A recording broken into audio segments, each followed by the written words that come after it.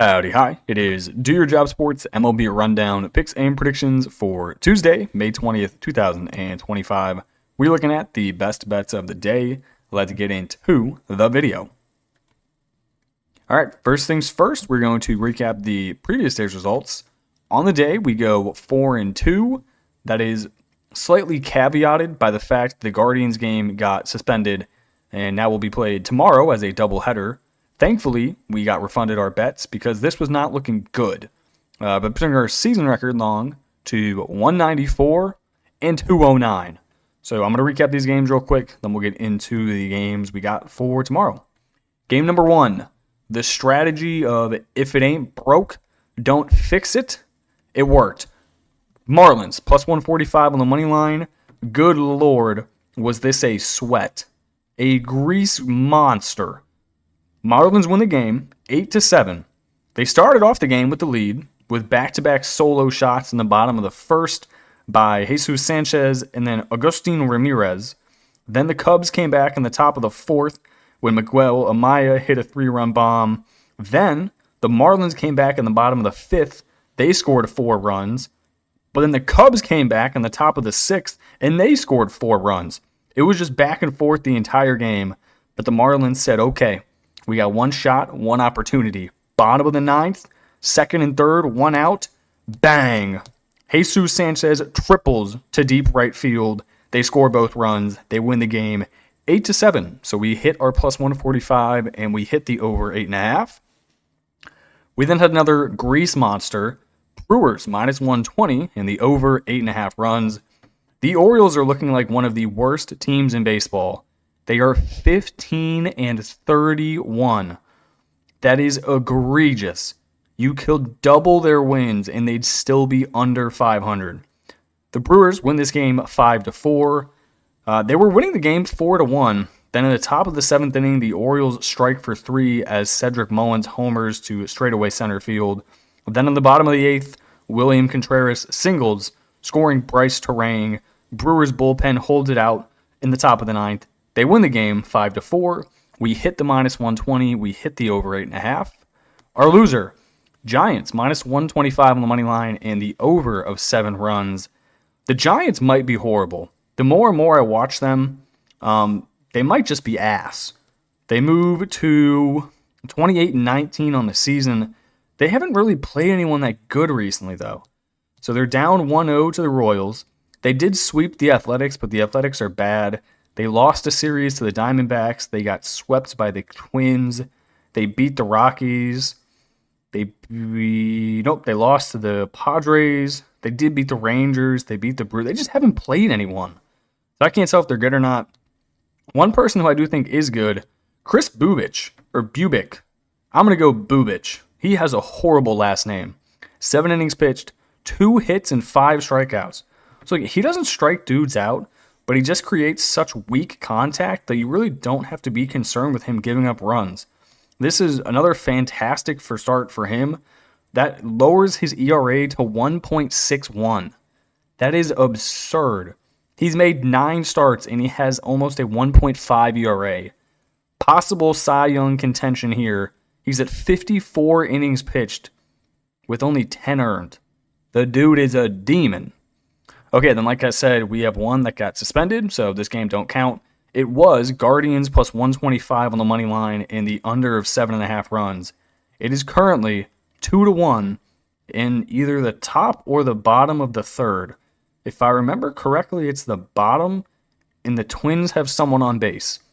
Not that it matters, though, as that thing got suspended, so who cares? Okay, that is the recap. Let's get on to the picks for tomorrow.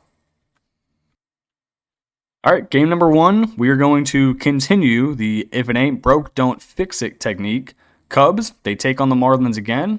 We're going to take the Marlins plus 135 on the money line and the over of 8.5 runs. This is a 1:10 Eastern first pitch. The Marlins, they've won 2 in a row. They're kind of kicking ass. Low-key kicking ass and taking names. I like what they're doing here. Oh, wait, I lied. This is 6:40 p.m. I hit the wrong game. Anyway, you have Jameson Taillon for the Cubs, 2-3 with a 4.53 ERA, going up against Ryan Weathers, 1-0 with a 1.08 ERA. He made his debut in his most recent start, played at Chicago Cubs, not the White Sox, the Cubs. Went 5 innings, gave up 2 hits and 1 earned run. It was on a solo shot. Then on the other side of the ball, you got Taeyeon pitching. His most recent game, he's kind of gotten shelled in his most recent ones. He gave up 3 runs to the Marlins most recently, just a week ago. He then gave up 5 runs to the Mets, 2 runs to the Brewers. So in his most recent start against Miami, went 6 innings, gave up 4 hits and 3 earned runs. So they've already seen him before. The Mets just won a walk-off in the bottom of the 9th. They are going to be feeling themselves. Plus 135 on the money line is mighty tempting. I'm talking mighty tempting. The Cubs, they've been struggling recently. They're 5-5 in their last 10. They've lost 1 in a row. I mean, obviously the Cubs are good. They score a ton of runs. Their batting average insane. They hit the 3rd most homers. Defense is not the best, ranked 21st overall in fielding defense. I just think this value is here. We've hit the Marlins 2 days in a row. I have no reason not to back the fish. Give me the fish. Next game, I'm going to take the Mets in a bit of a bounce back spot here. Mets minus 120 on the money line, over of 7.5 runs. The Mets lost the previous game against the Red Sox. It was 1-3. Pretty ugly performance from the Mets. They had 8 hits, but they only scored 1 run. They left a ton of dudes on base. On total, they left 17 guys on base, a majority from the top of their lineup. Lindor left 4 on, Soto left 2, Nimmo left 2, and then the bottom half, Tyrone Taylor left 3. So I think they bounce back here. They have Clay Holmes on the mound, 5-2 with a 3.14 ERA. Going up against Walker Buehler, 4-1 with a 4.28 ERA. He has not pitched in a game since April 26th.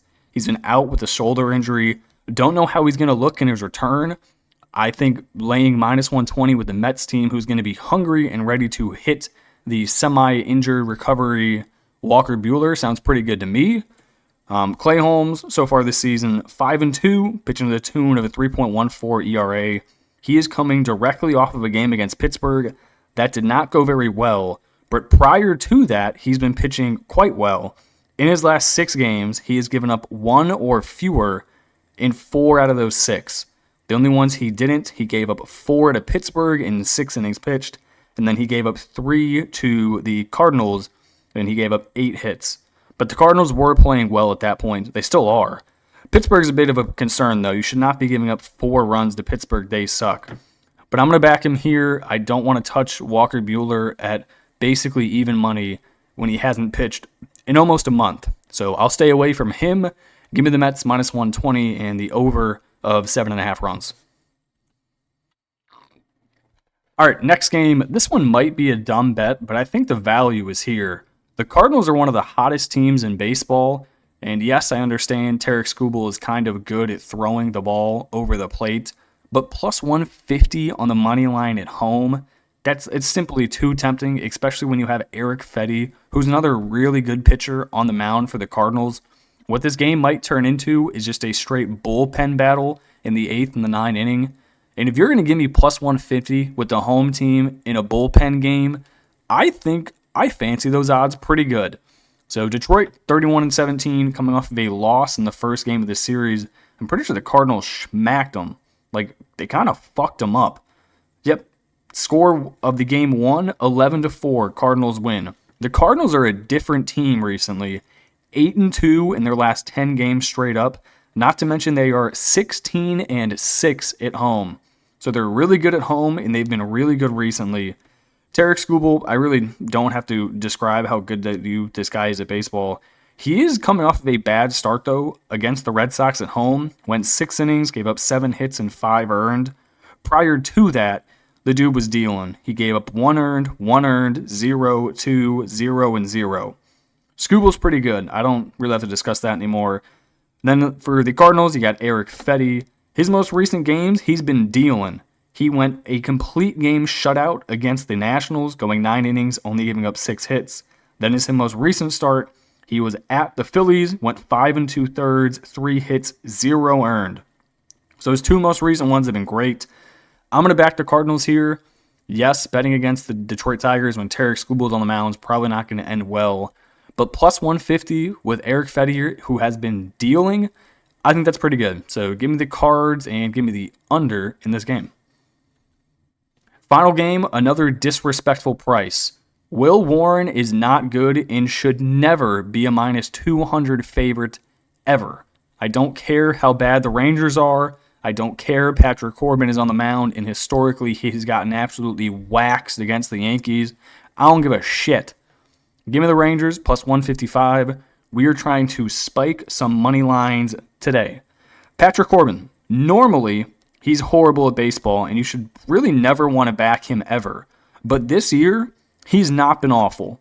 7 game starts, he's 3-2, 37 innings pitched, 29 strikeouts, 13 walks, not a very ideal strikeout to walk ratio, but he's been doing okay recently. He's going to go like 5 to 6 innings, give up 2 to 3 runs, and then you're going to throw it over to your bullpen. His most recent games, he has given up 3 runs in 6 innings, 2 runs in 7 innings, 1 run in 5, 2 runs in 4, 2 runs in 5.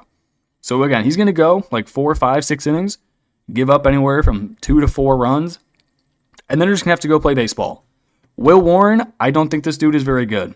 His most recent game log, he's given up 2 runs, 1 run, 3 runs, 4 runs, 2 runs. These are the same pitchers. Could they get shelled? Yes. Could they pitch well? Also, yes.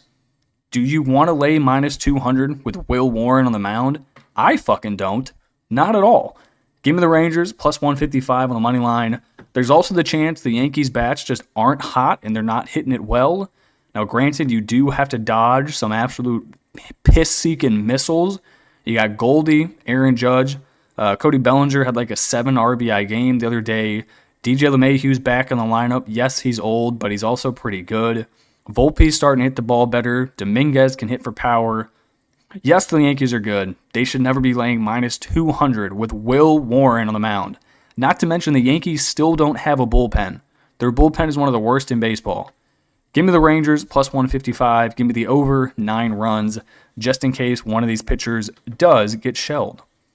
Okay, that is going to do it for me in this video. I appreciate you guys tuning in and watching, and I will catch you in the next one. Peace.